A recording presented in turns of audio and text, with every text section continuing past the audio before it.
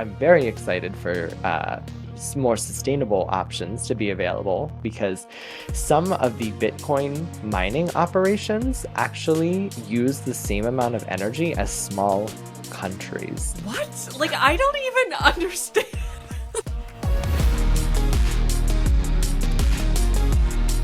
Hello again, everyone, and welcome back to another brand new episode of the What the Nell Podcast, the EcoPreneur's Edge edition, with my co-host, Mikey Benz. Welcome back, Mikey. Hi, Nell. It's always an honor to be here. For those who don't know me, I'm Mikey with two E's. The two E's in my name stand for the EcoPreneur's Edge.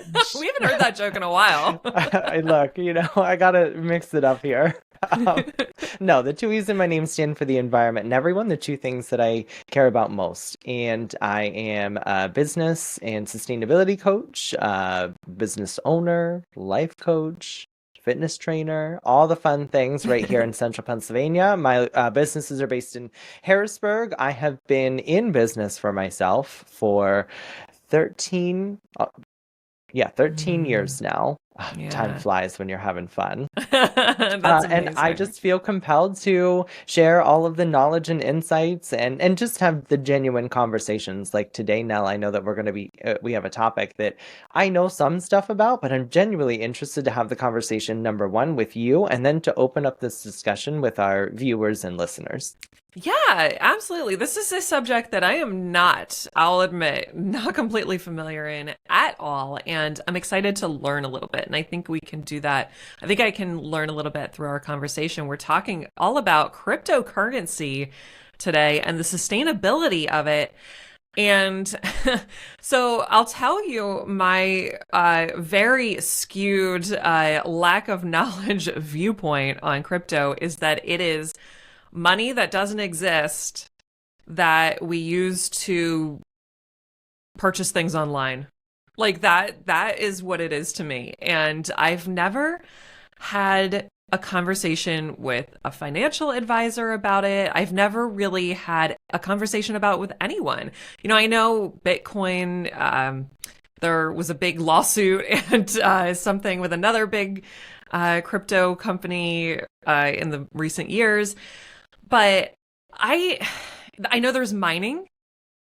I'm still not even entirely sure what mining is, but can you enlighten me on what cryptocurrency actually is?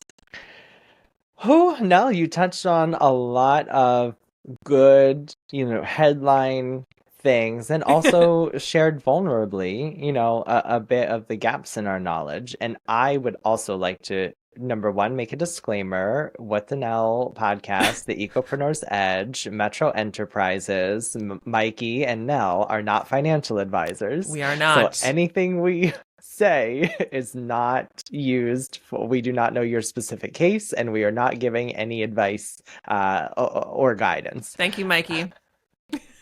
Don't want to get us in trouble. No. But what I will say is, like, I feel like I just understood cryptocurrency and even what it's built upon, the blockchain technology. Yeah. When I started hearing about that, it was probably close to the same time that I was starting to really learn about AI. And I was also, at that point, a pretty knowledgeable sustainability guru, if you will. Mm-hmm.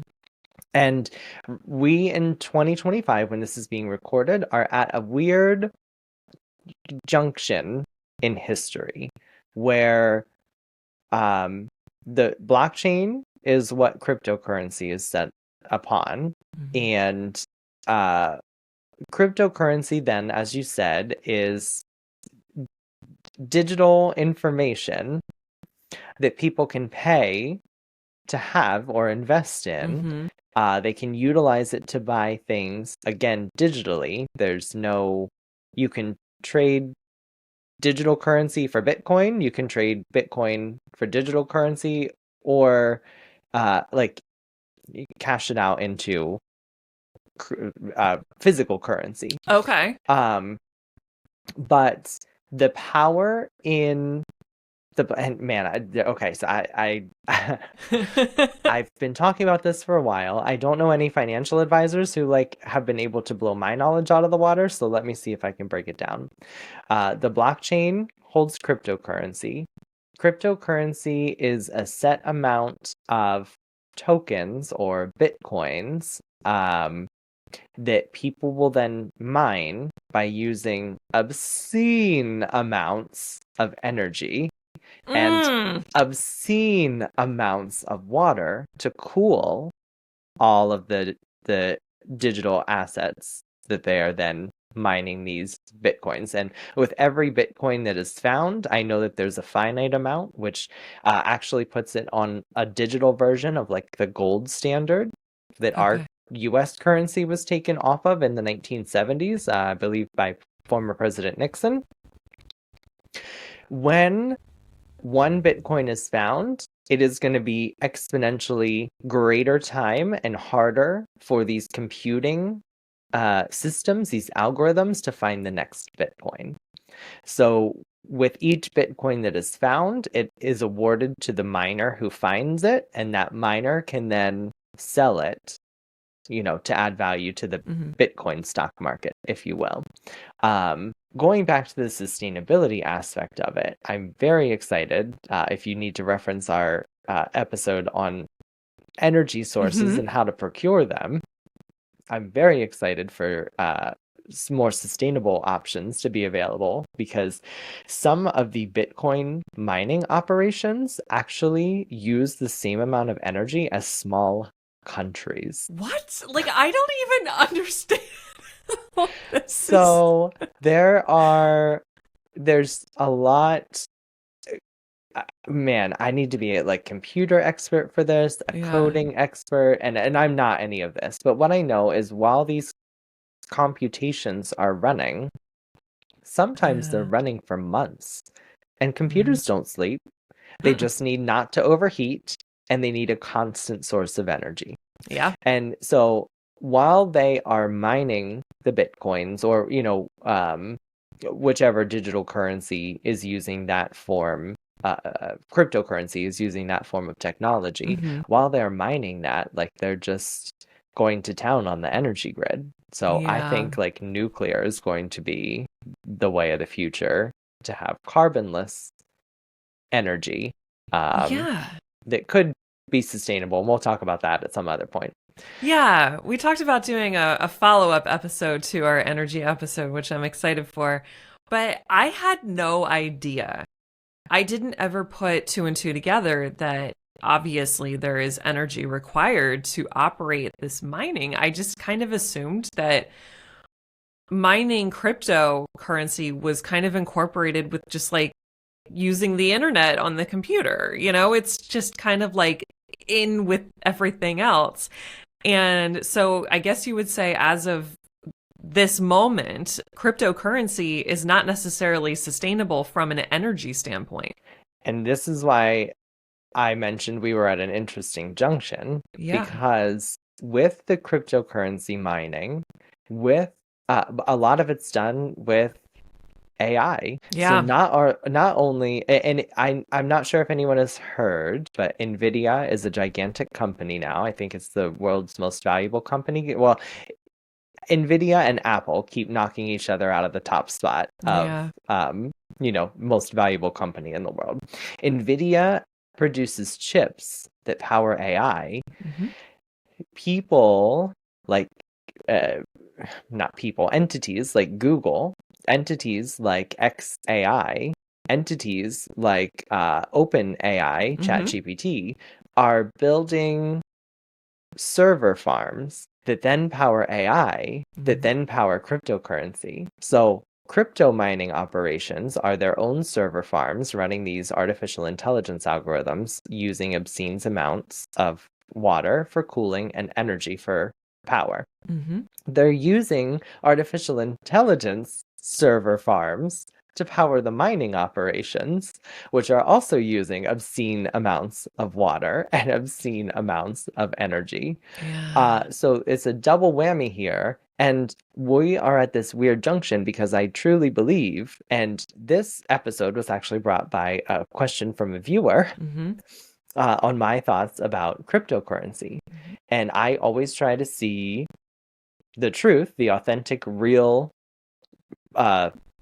possibility and probability out in the world. But then I also am always trying to look for the silver lining. And right now, we're almost at a place where none of this technology is going to go away, barring like an apocalyptic event of like 8 things that wipe out the human race. Right. So what we have to do is really invest and really put our nose to the grindstone and be ambitious and motivated to use these new technologies to help us create a more sustainable future. On the flip side, while we're causing unprecedented levels of havoc on our ecosystems and atmosphere. Yeah, we're really depleting resources here. It's beginning to feel like, I know we talked about, having a future episode about the future of humans. This kind of goes along with that. It's starting to feel like if you live in a rural area or even suburban area where there's still a lot of land and a lot of space available, that at one point or another, every human will live within so many square miles of some sort of massive data center. And I can't imagine what that's actually going to do to the human race from an environmental perspective. I mean, just think about EMF. I know I get a little crazy on some of this stuff, but EMF, like electromagnetic fields, and everything just circulating around us, and that's going to wreak havoc on human bodies and brains and everything. I mean, how do we go forward? I guess nuclear is the way. Nuclear is a way. I know that we are going to create some fantastic energy sources, man-made energy sources in the future. Unless, like I said, apocalyptic event that wipes out the human race, we are going to create magnificent things. I forget the quote that said, any sufficiently enhanced technology is indistinguishable from magic. And like, who would have ever, our smartphones to somebody from 1925? Magic. I mean, so Mikey, tell me if you do this too. I love nostalgic TV, movies, things that were produced pre-2000s, and I'll watch something and the character will say, oh, I'm going to meet up with this person at some point, and they'll say, oh, I can't, like, they have to go to their house to communicate or call them, on the phone and things like that. And jokingly, I'll say to my husband, Kenny, I'll say, oh, why don't they just text? Ha ha ha. And, going back to that part of life where we have no idea what's coming in the future. I mean, just to go back to that innocence, I don't know, that's a moment. And I feel for that. I miss it a little bit. But anyway, go back to what you were talking about. I just had to bring that up. I'm so thankful that we lived in the era that we did, where we grew up and didn't have much technology. We had technology, but not digital assets the way that we have now. But I'm also a huge fan and advocate of digital assets. I have a conversation all the time in my salon about how I can't listen to vinyl records. And I'm not a huge fan of music pre-90s because they didn't have digital audio workspaces, and everything just sounds muddled and distorted and muddy. I'm not a huge fan of rock concerts because of all the pedals that they use to distort the lead guitar. And that's interesting. Yeah. My perfect genre of music, and just take this however you will, is Glee. I love because Glee. Everything was so pop Broadway.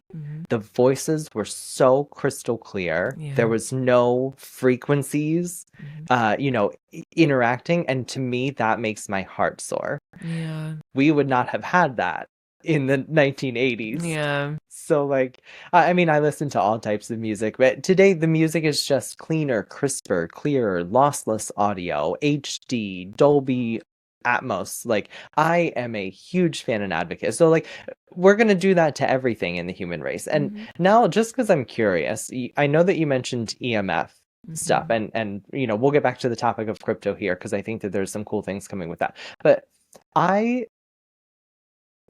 haven't slept with my headphones in, but like I will wear my AirPods at the gym or on my bike ride. I'm I have music playing in my salon from a HomePod all day. We record podcasts a bajillion hours a week. I have never really felt external side effects other than, I mean, like poisonous food. Like, I'm not perfect. Very rarely I will stop at McDonald's.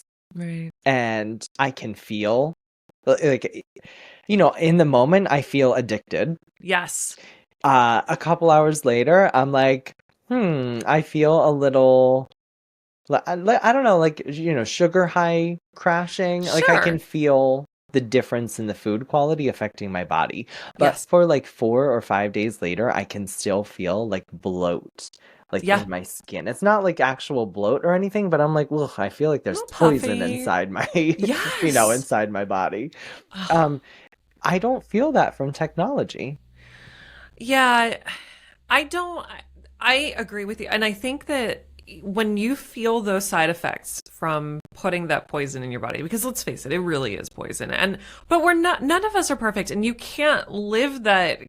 It's not sustainable to live without indulging in something at one point or another. And kind of, a few weeks ago, we were doing some work outdoors and we were having somebody come help us, and Kenny ordered Chick-fil-A breakfast sandwiches. I hadn't had a Chick-fil-A breakfast sandwich since I was in high school.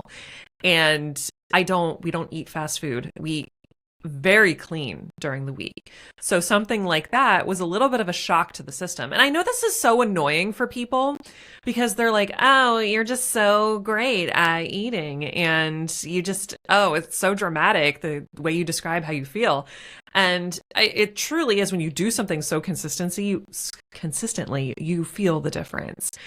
I will say, with EMF and things like that, I think it's not a right now side effect. I think it's a much later on side effect in the buildup.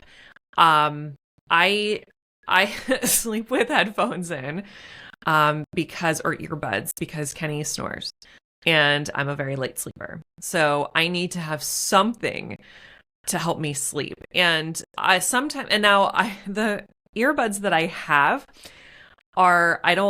they're no longer charged. They have died. I've had them for years. They're Bose. They were very expensive, but they're still the best, even when there's no music running through them. So I still use them. I don't know if they're still giving off some sort of radiation or anything like that. But, there are things too in our lives that we have to give up to live the way that we want to live. And having the earbuds in at night is a non-negotiable for me so I can sleep. And, I choose not to eat fast food. That's just a priority for me. And I know that EMF is, there have been studies and that it's potentially harmful I'll say allegedly harmful to humans. Not to have your phone up against your ear when you're talking. I always use speakerphone. And it's just a little change, but I'm cognizant of it because I don't know what the future holds. But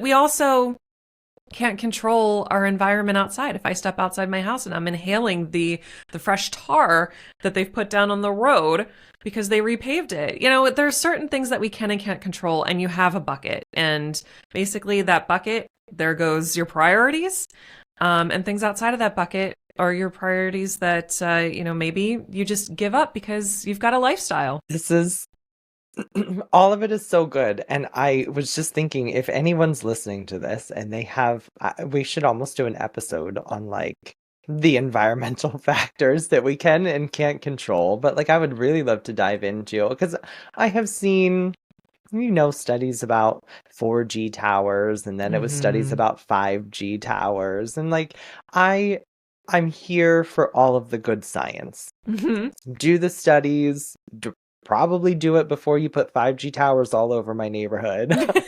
But like, do it. And Right. but personally, I love listening to my body, and the same way that I, tend to believe myself when my body feels poisoned by McDonald's.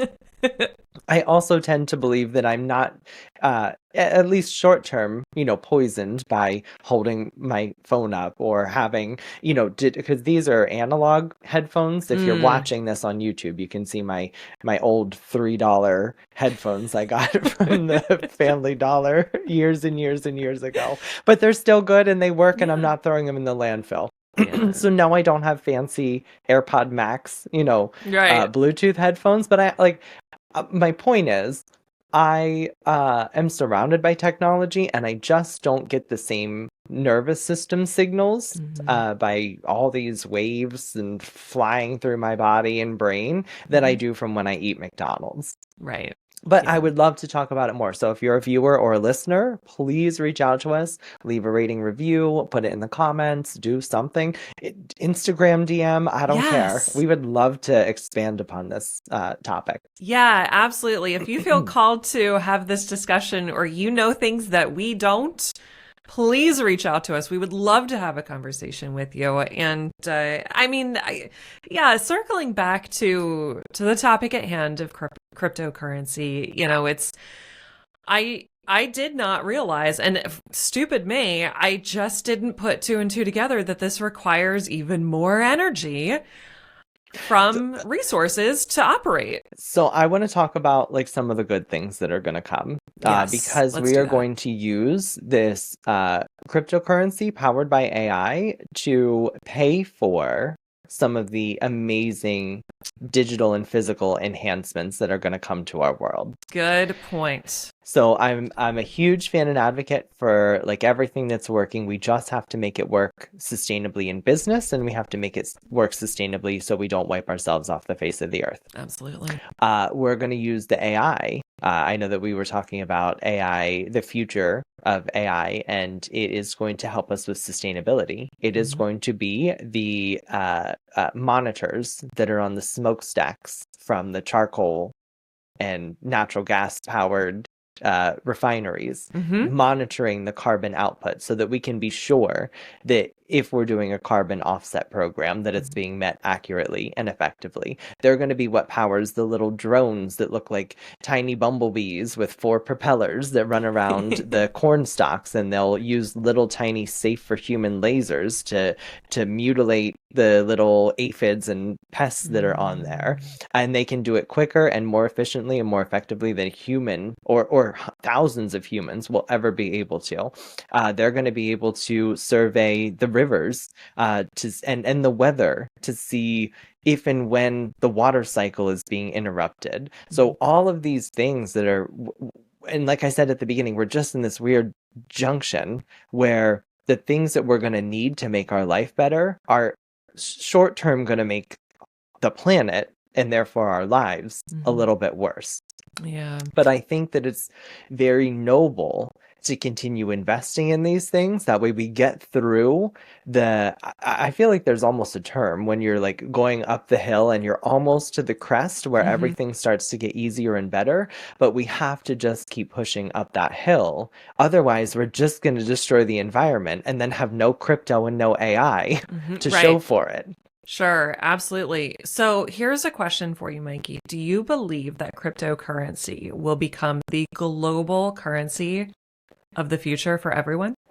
Let me go one step further. I believe that it's going to become the solar system currency. Explain that. Well, I'm going to be the first hairdressing pole dancer on Mars, and I don't know if we're going to take a big vault of gold to our Mars base. That sounds a little heavy for space travel at this point. Yeah, especially if we're still on fossil fuels. Right. It already takes a bajillion gallons of fossil fuel to power a SpaceX rocket. Jeez. If let's just add 2,000 tons of gold to take our What a great idea. our wealth with us so that we can pay to resupply on our barren planet that we're trying to terraform. So sorry, my deep future imagination ran away with me there. But no, I do believe that there's going to be a time when we've already greatly, in my opinion, we have already stopped the purchase of new penny minting. Because it costs like 4 cents to make a penny and it's valued at 1 cent a penny, and who uses pennies? There's nothing. I don't even denominate in coins in my salon. Like, it's going to be a whole dollar. Absolutely. So, and I don't even denominate in less than $5. So there is a future coming where physical money is not. It's just, and there's implications. I know that like cash tips are hard to report and don't always get reported, even though they should be reported. I mean, I think the IRS needs a whole they need to hire us as business and sustainability coaches. The IRS might need more than us, Mikey. I mean, we're a good start.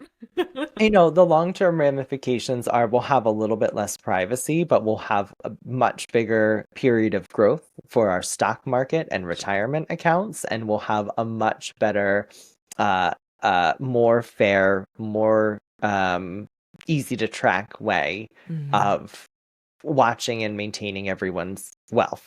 Sure.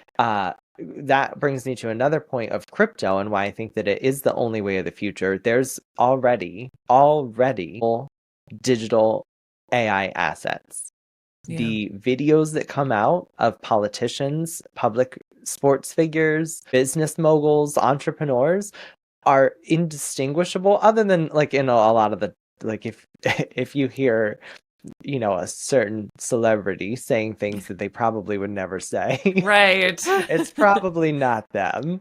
But like already we have that, and it's going to get worse. So what cryptocurrency built on the blockchain that so far has not been hackable, right, is going to provide proof of ownership. And this is where we can get into the really cool things like NFTs, which I know was just like a drawing of a monkey with the finger up its nose, and then you paid $1 million. That's not what NFTs are. It's one thing NFTs could be, but it is a way to prove ownership in a digital world, because fakes can be manufactured. I mean, how many fake Rembrandts have we found? Oh my gosh. So the same thing is happening in the digital world, and what blockchain does is provide proof of ownership and sets up really cool opportunities for limitless contracts, especially with people in the art industries, to get royalties for life. Yeah. So I do see a world, I see a solar system where blockchain technology is the founding currency, and that's going to lead us into really cool places in the physical world, and even cooler places in the metaverse, because that is still coming. Oh my goodness, is it ever? Mikey, final thoughts. What are your final thoughts surrounding cryptocurrency and Number one, as always, I would love to speak about this more in a follow-up episode. If you're a guest, come on the show and help us help everyone. Right, and you don't have to be an expert by any means, so don't sell yourself short. And if you just had questions, like literally write them down, and we'll just I'll do my best to answer. Like, I don't know, Nell, I feel like I kind of know what I'm talking about after this episode. You educated me, that's for sure. I mean, I knew the term mining, and I knew the term Bitcoin and cryptocurrency. That's about it. I didn't know how to intersect all of them. So, if you have questions, I would love, and Nell, I'm certain would, back me up. Okay. We would love to answer them on a an episode. But number two, I do just want to retain my innocence and my open-mindedness and my curiosity for things that I don't know about yet, like cryptocurrency. And there's still so much I don't even know with all that I do know. And then I just truly believe like Pandora's box opens and you cannot catch all those little creepy crawlies and put them back in. So what we have to do is pivot, which was our word from 2020 COVID era. We have to pivot and we have to make sure that we're creating the future that we want to see. Absolutely. And that is the perfect Mikey drop moment to wrap up this episode. I love it. Mikey, thank you for your insight, as always, on these episodes. I really enjoy having you here to help me, understand new things and to also put all of this important stuff out into the world, because it really is. And as eco-conscious business owners in central Pennsylvania here, I think it's really important to have these conversations and get them out further than just central Pennsylvania too. And yeah, because it all starts with a conversation, and the more that we can bring these things up and work towards solutions and results, the better off we'll be. So thank you, Mikey, as always. And thank you to the listeners and the viewers. As always, if you are listening to this on your favorite audio platform, make sure you please leave us a review. Send us your comments, your thoughts, your feedback, everything. We love hearing from you. If you are watching on YouTube, don't forget to subscribe to the channel, like this video, and share it with a friend, because undoubtedly you know someone else that needs to hear this message too. So before I continue to sound like a broken record, like I do on every podcast episode, we'll wrap this one up here. And thank you all for listening and watching. And as always, I will catch you on the next one.